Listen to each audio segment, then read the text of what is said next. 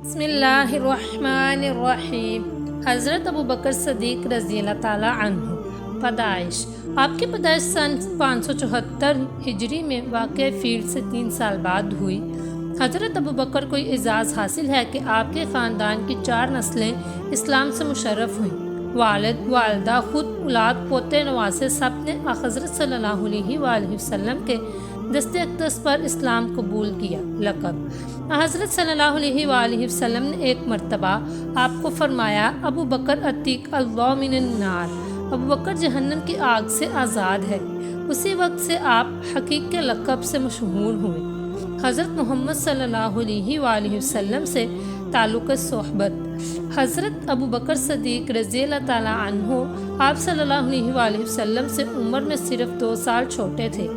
آپ 18 سال کی عمر میں آپ صلی اللہ علیہ وآلہ وسلم کے دوست بنے۔ اس وقت مکہ مکرمہ میں آپ کا شمار روسائے عرب میں ہوتا تھا۔ آپ صلی اللہ علیہ وآلہ وسلم کی عمر اس وقت 20 سال تھی۔ یہی باہمی تعلق اور قرب کا آغاز تھا، جس کے باعث تا دم آخر ایسی قرابت داری قائم ہوئی کہ دنیا بھر میں اس کی مثال نہیں ملتی۔ اس طرح گویا آپ نے 18 سال کی عمر سے لے کر 61 سال کی عمر تک 43 سال کا طویل عرصہ آپ صلی اللہ علیہ وآلہ وسلم کے جمال نبوت کا مشاہدہ کیا۔ حضرت ابو بکر صدیق کا قبول اسلام: آپ صلی اللہ علیہ وآلہ وسلم کے اعلان نبوت کے بعد آپ صلی اللہ علیہ وآلہ وسلم کی زوجہ حضرت خدیجۃ الکبریٰ کے علاوہ اگر سب سے پہلے کسی نے آپ صلی اللہ علیہ وآلہ وسلم کی آواز پر لبیک کہا تو وہ صدیق اکبر کی ذات تھی۔ حضرت زید رضی اللہ تعالیٰ عنہ اور حضرت علی رضی اللہ تعالیٰ عنہ میں ایک حیثیت محمد صلی اللہ علیہ وآلہ وسلم کے زرخرید غلام کسی اور دوسرے کی ایک گھریلو فرد کی تھی۔ یہ 2 حضرات اس موقع پر شرف با اسلام ہوئے۔ ایسے موقع پر حضرت ابوبکر صدیق رضی اللہ تعالیٰ عنہ کی والہانہ محبت اور قبول اسلام میں پہل کے بارے میں خود آپ کا ارشاد ہی سب سے موضوع اور وقیع شہادت ہے۔ حضرت ابوبکر رضی اللہ تعالیٰ عنہ کے علاوہ کوئی شخص نہیں جس کو میں نے اسلام کی دعوت دی ہو اور اس نے بغیر تعامل، سوچ و بچار اور غور و فکر کے اسلام قبول کر لیا ہو۔ مورخین نے ابتدا میں اسلام قبول کرنے والوں کی تقسیم کی ہے۔ بچوں میں سب سے پہلے حضرت علی، غلاموں میں حضرت زید، عورتوں میں حضرت خدیجہ اور عام جوانوں میں حضرت ابوبکر صدیق رضی اللہ تعالیٰ عنہ سب سے پہلے اسلام لائے۔ ایک موقع پر آپ صلی اللہ علیہ وآلہ وسلم نے ارشاد فرمایا کہ جب میں نے علی کو اسلام پیش کیا تو انہوں نے فرمایا، میں اپنے والد سے پوچھ کر بتاؤں گا۔ انہوں نے ابو طالب سے پوچھا تو ابو طالب نے کہا، میں نہ تو اسے روکتا ہوں اور نہ اسے قبول کرنے کا کہتا ہوں۔ چنانچہ اگلے روز حضرت علی نے آپ صلی اللہ علیہ وآلہ وسلم کا کلمہ پڑھ لیا۔ حضرت محمد صلی اللہ علیہ وآلہ وسلم سے ابو بکر صدیق رضی اللہ تعالیٰ عنہ کے عشق و محبت کا واقعہ: حضرت ابو بکر صدیق کو کفار کی طرف سے بہت سی تکالیف برداشت کرنی پڑی۔ ان میں سے ایک دن یہ المناک واقعہ پیش آیا کہ حضور صلی اللہ علیہ وآلہ وسلم دار ارقم میں تشریف فرما تھے۔ اس وقت حضرت ابو بکر صدیق رضی اللہ تعالیٰ عنہ بار بار حضور صلی اللہ علیہ وآلہ وسلم سے اصرار کرنے لگے کہ یا رسول اللہ صلی اللہ علیہ وآلہ وسلم، کفار اپنے باطل معبودوں کی عبادت کھلم کھلا کرتے رہتے ہیں اور ان کی باتیں برسر عام پھیلاتے ہیں، اور ہم حق پر ہونے کے باوجود کیوں خاموش رہیں؟ ہمیں چاہیے کہ ہم بھی اپنے اسلام کو برسر عام اعلان کر دیں۔ ان کے اصرار پر حضور صلی اللہ علیہ وآلہ وسلم ان کو تسلی دیتے ہیں اور فرماتے ہیں کہ اے ابو بکر، ہم تو اب تک تھوڑے ہیں، اب تک اعلان کا وقت نہیں آیا۔ یہ فرما کر حضور صلی اللہ علیہ وآلہ وسلم اپنے اصحاب سمیت تشریف لے گئے، اور ادھر حضرت ابو بکر صدیق اٹھ کھڑے ہوئے اور باہر جا کر لوگوں کو اعلان اسلام کرتے رہے اور حضور صلی اللہ علیہ وآلہ وسلم کی طرف لوگوں کو دعوت دیتے رہے۔ اسلام کا سب سے پہلا اعلان اور خطبہ حضرت ابو بکر نے خانہ کعبہ کے سامنے دیا۔ یہ اعلان اور خطبہ سنتے ہی مشرکین مکہ نے آپ پر اور سارے مسلمانوں پر حملہ شروع کر دیا اور بہت سخت مارا، اور حضرت ابو بکر صدیق کو پاؤں سے روندنے لگے اور آپ کو بہت تکلیف پہنچائی گئی، اور عتبہ بن ربیعہ حضرت ابو بکر صدیق کو اپنے منپس جوتوں سے مارنے لگا اور ان کے چہرے کو بگاڑ دیا۔ اس وقت حضرت ابو بکر صدیق کے قبیلے کے لوگ آ گئے اور حضرت ابو بکر صدیق کو اٹھا کر اپنے گھر لے گئے، اور ان کی موت پر ان کو یقین ہو گیا کہ وہ مر ہی جائیں گے۔ اس کے بعد وہ لوگ مسجد حرام میں واپس آئے اور اعلان شروع کر دیا کہ ابو بکر کا انتقال ہو جائے گا تو ضرور بالضرور ہم تمہارے سردار عتبہ بن ربیعہ کو قتل کریں گے۔ پھر حضرت ابو بکر کے پاس آئے، آپ بے ہوش تھے حتیٰ کہ دن کا آخری حصہ آیا۔ اس کے بعد کلام کرنا شروع کیا اور ہوش سنبھالتے ہی جو بات زبان سے نکلی وہ یہ تھی کہ حضور صلی اللہ علیہ وآلہ وسلم کا کیا حال ہے۔ یہ سن کر لوگ آپ کو ملامت کرنے لگے اور حضرت ابو بکر صدیق اپنی بات حضور صلی اللہ علیہ وآلہ وسلم کا کیا حال ہے دہراتے رہے، یہاں تک کہ ان کی والدہ فرمانے لگی کہ حضور صلی اللہ علیہ وآلہ وسلم کے بارے میں ہمیں کوئی علم نہیں ہے۔ یہ سن کر حضرت ابو بکر رضی اللہ تعالیٰ عنہ نے فرمایا کہ آپ ام جمیل کے پاس جاؤ اور ان سے پتہ کرو کہ حضور صلی اللہ علیہ وآلہ وسلم اس وقت کہاں ہیں۔ چنانچہ ان کی والدہ ام جمیل کے پاس گئیں اور پوچھا کہ اے ام جمیل، تم محمد بن عبداللہ کو جانتی ہو، وہ کہاں ہیں؟ انہوں نے جواب دیا کہ میں محمد بن عبداللہ کو جانتی ہوں اور نہ ابو بکر کو جانتی ہوں۔ اس کے بعد ام جمیل نے کہا کیا میں تمہارے ساتھ اس کو دیکھنے کے لیے چلوں؟ والدہ نے فرمایا کہ ہاں، اور وہ سیدھا ابو بکر کے پاس گئی۔ ابو بکر کی حالت دیکھ کر اس نے چیخ ماری اور کہنے لگی کہ بے شک قوم نے تیرے ساتھ بہت برا برتاؤ کیا، میں امید رکھتی ہوں کہ اللہ اس قوم سے تیرا بدلہ لے گا۔ حضرت ابو بکر صدیق رضی اللہ تعالیٰ عنہ نے ام جمیل کو فرمایا کہ تم بتاؤ کہ حضور صلی اللہ علیہ وآلہ وسلم کا کیا حال ہے۔ اس نے کہا یہ تیری والدہ بیٹھی ہوئی ہیں۔ حضرت ابو بکر نے فرمایا کہ میری والدہ آپ کا راز کسی کے پاس نہیں کھولیں گی۔ یہ سن کر ام جمیل نے حضور صلی اللہ علیہ وآلہ وسلم کی حالت کے بارے میں بتایا کہ بالکل ٹھیک ٹھاک ہیں اور اس وقت حضور صلی اللہ علیہ وآلہ وسلم در ارقم میں صحیح سالم موجود ہیں۔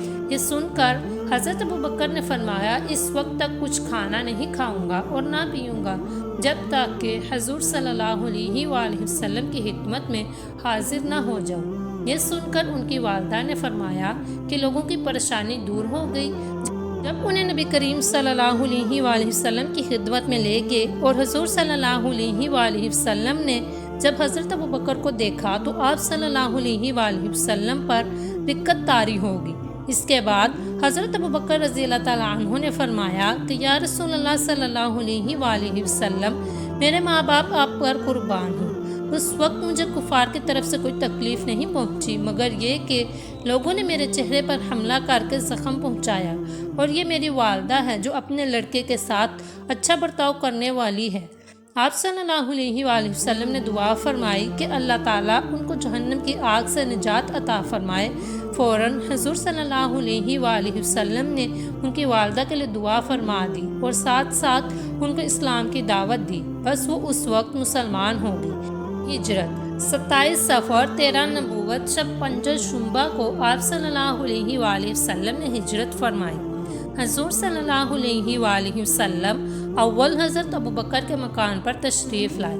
آپ صلی اللہ علیہ وآلہ وسلم ان کو ساتھ لے کر تاریکی شب میں مکہ سے جانب جنوب کوئی نور کی طرف روانہ ہوئی۔ راستہ سنگلاخ اور دشوار گزار تھا۔ سیدنا ابو بکر نے آپ صلی اللہ علیہ وآلہ وسلم کو کندھے پر اٹھا لیا تاکہ حضور صلی اللہ علیہ وآلہ وسلم کے پاؤں مبارک نکیلے پتھروں سے زخمی نہ ہونے پائیں۔ آخر ایک غار پر پہنچ کر سیدنا ابو بکر رضی اللہ تعالیٰ عنہ نبی صلی اللہ علیہ وآلہ وسلم کو باہر ٹھہرایا اور خود اندر گئے۔ غار کو صاف کیا، بدن کے کپڑے پھاڑ پھاڑ کر تمام روزن بند کیے، پھر نبی صلی اللہ علیہ وآلہ وسلم سے اندر تشریف لانے کے لیے عرض کی۔ صبح کو قریش سیدنا ابو بکر کے گھر پہنچے، دروازہ کھٹکھٹایا، اسما بنت ابو بکر باہر نکلی۔ ابو جہل نے کہا لڑکی تیرا باپ کہاں ہے؟ کہا مجھے کیا خبر؟ اس پر ابو جہل جنجلایا۔ حضرت اسما کے ایک تماچا ایسا کھینچ مارا کہ ان کے کان کی بالی نیچے گر گئی۔ اب قریش حضور صلی اللہ علیہ وسلم کی تلاش میں نکلے اور چلتے چلتے غار کے دہانے پر آ گئے۔ سیدنا ابو بکر نے آہٹ پائی تو عرض کی دشمن بالکل قریب آ گیا ہے، اگر انہوں نے اپنے قدموں کی طرف دیکھا تو ہمیں دیکھ لیں گے۔ آپ صلی اللہ علیہ وآلہ وسلم نے فرمایا گھبراؤ نہیں، خدا ہمارے ساتھ ہے۔ اللہ اکبر، یہ کمال فضل و شرف ہے کہ اللہ تبارک و تعالیٰ نے اس محبت میں جس میں نبی صلی اللہ علیہ وآلہ وسلم کو لے لیا تھا سیدنا ابو بکر صدیق کو بھی شامل فرما دیا۔ حضرت اسماء بنت ابو بکر صدیق کا بیان ہے کہ ابا تو تمام رز نقد جو 5-6 ہزار اور درہم تھا اپنے ہمراہ لے گئے تھے۔ ان کے چلنے جانے کے بعد میرے دادا نے کہا، لڑکی، معلوم ہوتا ہے کہ ابو بکر تمہیں بھوکا پیاسا چھوڑ گیا ہے اور تمہارے لیے کچھ بھی باقی نہیں چھوڑا۔ وہ نابینا تھے۔ میں نے کہا، دادا جان، وہ ہمارے لیے کافی مال چھوڑ گئے ہیں۔ حضرت اسماء نے ایک پتھر لیا، اسے کپڑے میں لپیٹ کر اس گڑھے میں رکھ دیا جس میں مال رکھا ہوتا تھا، پھر دادا کا ہاتھ پکڑ کر لے گئی۔ کہا، ہاتھ لگا کر دیکھیے، سب مال موجود ہے۔ ابھی قحافہ نے ٹٹول کر کہا، خیر اب ابو بکر کے چلے جانے کا زیادہ افسوس نہیں۔ اللہ اکبر، یہ قوت ایمانیہ بے شک صدیق اکبر ہی کی بیٹی کی ہو سکتی ہے۔ آج بڑے بڑے مشہور مدیان علم و فضل اور صاحبان زہد و ورع اور سخی و جواد ترین لوگ بھی ایسے وسیع ظرف اور عالی حوصلہ نہیں پائے جاتے۔ وہ بھی آزمائش کے مقامات میں اکثر ڈگمگا جاتے ہیں۔ اللہ تعالی ہم سب اہل ایمان پر رحم فرمائے، ہمیں صحابہ کرام اور اسلاف اعظام کے نیک پر پیروی کی توفیق خیر سے بہرور فرمائے، آمین۔ الغرض نبی کریم صلی اللہ علیہ وآلہ وسلم اور ابو بکر صدیق اس غار میں 3 دن رہے۔ رات کے اندھیرے میں اسماء بنت ابو بکر غار سے روٹی دے جایا کرتی۔ عبداللہ بن ابو بکر اہل مکہ کی باتیں سنا جاتے۔ عامر بن فہرہ سیدنا ابو بکر کی بکریوں کے چرواہے تھے۔ شب کو ریوڑ لا کر بقدر ضرورت دودھ دے جاتے، نیز ریوڑ سے وہاں آنے والوں کے آثار قدم کو بھی مٹا جاتے۔ 3 روز کے بعد لوگوں میں یہ چرچا دب گیا۔ چوتھی شب عبداللہ بن ابو بکر مکہ سے 2 اونٹنیاں جن کو سیدنا ابو بکر صدیق نے کچھ عرصہ پہلے ہجرت کے لیے تیار کر رکھا تھا، لے کر حاضر ہوئے۔ حضرت اسماء بنت ابو بکر گھر سے راستے کے لیے خوراک لائیں۔ اسے اونٹ پر باندھ کر لٹکانے کے لیے رسی درکار تھی۔ رسی تو وہاں نہ ملی۔ حضرت اسماء نے اپنا نطق کو 2 حصوں میں پھاڑا اور اس کے ایک حصے سے ذات براہ کو کچاوا سے باندھ دیا اور دوسرے حصے سے اپنی کمر کو باندھا۔ اس موقع پر نبی کریم صلی اللہ علیہ وآلہ وسلم نے ذات نطقین سے انہیں منقلب فرمایا۔ نطق اس کپڑے کو کہتے ہیں جو پلکے کی مانند عرب کی عورتیں کمر سے باندھا کرتی تھی، جس کا ایک حصہ گھٹنے تک اور دوسرا نیچے تک لٹکتا تھا۔ اس سفر مبارک کا بیان بزبان صدیق حسب ذیل ہے۔ ایک اونٹنی پر نبی کریم صلی اللہ علیہ وآلہ وسلم اور دوسری پر عامر بن فہرہ حضرت ابو بکر کے غلام اور عبداللہ بن ارکز جس سے رہبری کے لیے نوکر رکھ لیا تھا سوار ہوئے اور صبح سویرے ہی شب کی تاریکی میں یہاں سے جانب مدینہ روانہ ہوئے۔ سارا دن اور ساری رات سفر مسلسل جاری رہا۔ دوسرے دن دوپہر کو جب دھوپ سخت ہو گئی تب ذرا ٹھہرے۔ میں نے نظر دوڑائی، ایک چٹان دکھائی دی۔ اس کے سایہ میں نبی کریم صلی اللہ علیہ وسلم کے لیے جگہ صاف کر کے ایک کپڑا بچھایا۔ نبی کریم صلی اللہ علیہ وآلہ وسلم لیٹ گئے اور میں دودھ کی تلاش میں نکلا۔ اسی اثناء میں ایک چرواہا بکریاں چراتے ہوئے نظر آیا۔ میں نے اس سے دریافت کیا کہ ان بکریوں میں دودھ ہے؟ کہا ہاں ہے۔ تب میں نے اسے دودھ دھونے کے لیے کہا اور اول اس کے ہاتھ صاف کرائے، پھر برتن کے منہ پر کپڑا باندھ کر اس کو دیا۔ وہ دودھ لے آیا تو میں نے اسے خوب ٹھنڈا کیا اور اس میں قدرے پانی ملا کر رسول اللہ صلی اللہ علیہ وآلہ وسلم کی خدمت مبارک میں لایا۔ حضور صلی اللہ علیہ وآلہ وسلم بیدار ہو چکے تھے۔ میں نے دودھ پیش کیا۔ آپ صلی اللہ علیہ وآلہ وسلم نے اسے نوش فرمایا۔ میں نے بہت چادما تھا کہ میری محنت ٹھکانے لگی۔ پھر میں نے عرض کی کہ چلنے کا وقت ہو گیا ہے۔ پھر ہم وہاں سے سوار ہو گئے۔ راہ میں سراقہ بن مالک ملا۔ یہ اس وقت تک اسلام سے مشرف نہ ہوا تھا اور کفار سے 100 اونٹ کے انعام کا وعدہ لے کر حضور صلی اللہ علیہ وآلہ وسلم کی گرفتاری کے ارادے سے تلاش میں چلا آ رہا تھا۔ جب بہت نزدیک آ پہنچا، جب نبی صلی اللہ علیہ وآلہ وسلم نے زبان مبارک سے فرمایا، اے اللہ، جس طرح تجھے منظور ہوا اسے روک لے۔ زمین اگرچہ بہت سخت تھی مگر سراقہ کا گھوڑا عرض زمین میں دنس گیا۔ سراقہ نیچے اتر پڑا اور حضور صلی اللہ علیہ وآلہ وسلم سے معافی کا خواستگار ہوا۔ حضور صلی اللہ علیہ وآلہ وسلم نے معاف فرما دیا اور حضور صلی اللہ علیہ وآلہ وسلم کی دعا سے اس کا گھوڑا نکل آیا اور وہ واپس لوٹ گیا۔ الغرض 12 ربیع الاول بروز جمعہ سن 1 ہجری بوقت سپہر یہ دشوار گزار سفر ختم ہوا اور آپ صلی اللہ علیہ وآلہ وسلم مدینے میں داخل ہوئے۔ نبی کریم صلی اللہ علیہ وآلہ وسلم مدینے میں سیدنا ابو ایوب انصاری کے ہاں ٹھہرے اور ابو بکر صدیق مقام سیخ میں حبیب بن اصاف اور بروایت زید بن خارجہ بن ابی زہر کے ہاں ٹھہرے۔ یہ ہر دو بزرگ قبیلہ بنی حضرت بن خزرج سے ہیں۔ مدینہ میں قیام فرما کر نبی صلی اللہ علیہ وآلہ وسلم نے سن 1 ہجری میں باہمی ارتباط و نصرت کے لیے مہاجرین و انصار کے درمیان سلسلہ مخاوات عقد فرمایا۔ ابو بکر صدیق کے بھائی زید بن خارجہ ابی ظہیر انصاری بتنائے گئے۔ حضرت عمر کہتے ہیں ایک بار رسول اللہ صلی اللہ علیہ وآلہ وسلم نے ہم کو صدقہ دینے کا حکم دیا۔ اتفاق سے اس حکم کے وقت میرے پاس مال موجود تھا۔ میں نے کہا اگر میں ابو بکر سے سبقت لے جا سکتا ہوں تو آج سبقت لے جاؤں گا۔ چنانچہ میں نصف مال لے کر خدمت عالی میں حاضر ہوا۔ رسول پاک صلی اللہ علیہ وآلہ وسلم نے فرمایا اپنے گھر والوں کے لیے کیا چھوڑا؟ میں نے عرض کیا اتنا ہی، اور ابو بکر اپنا کل مال لے کر آئے تھے۔ حضور صلی اللہ علیہ وآلہ وسلم نے ان سے فرمایا ابو بکر تم اپنے گھر والوں کے لیے کیا چھوڑا؟ حضرت ابو بکر نے عرض کیا کہ خدا اور اس کا رسول۔ میں نے یہ سن کر دل میں کہا اب میں کبھی ابو بکر سے آگے نہیں بڑھ سکتا۔ حضرت عائشہ صدیقہ رضی اللہ تعالیٰ عنہما فرماتی ہیں ایک روز ابو بکر رضی اللہ تعالیٰ عنہ حضور صلی اللہ علیہ وآلہ وسلم کی خدمت میں حاضر ہوئے۔ سرکار عالم صلی اللہ علیہ وآلہ وسلم نے فرمایا تم دوزخ سے خدا کے آزاد کرتا ہو۔ اسی روز سے حضرت ابو بکر کا نام عقیق ہو گیا۔